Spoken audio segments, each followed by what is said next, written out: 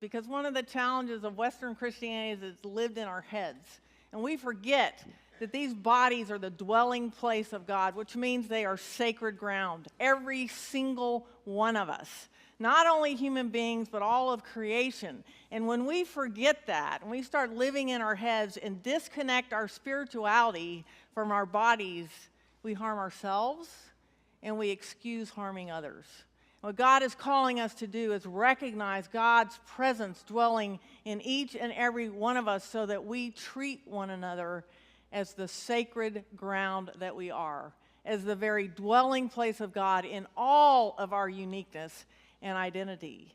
And God made us wonderfully in that uniqueness and identity, and that's what we talked about last time. And so one of the challenges we have in Western Christianity is we've lost the practices of how do we get our spirituality back into our bodies. And so we're going to borrow some things from other traditions, which is okay, because all wisdom comes from God, and when other traditions have wisdom for us, it's good for us to use them. And so last week we talked about that fact that our body actually has energy centers, and those energy centers, when they are lined up with the Spirit of God within us, actually enable us to live fully as human beings the way God intended us to live.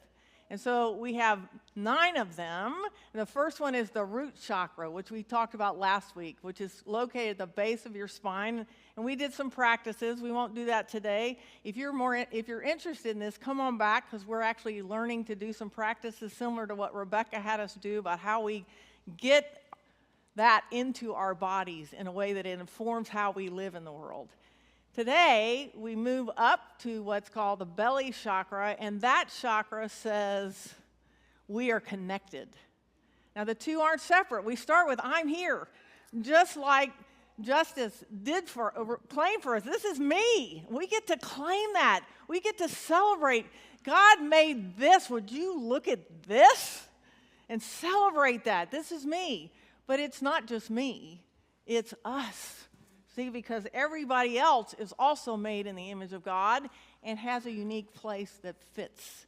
And it takes all of us. And when we exclude people, when we push people away, when people don't feel safe and they're not included, then we all suffer. We cannot be whole unless we're all whole. And so that's what we're going to focus on today. But the two are connected.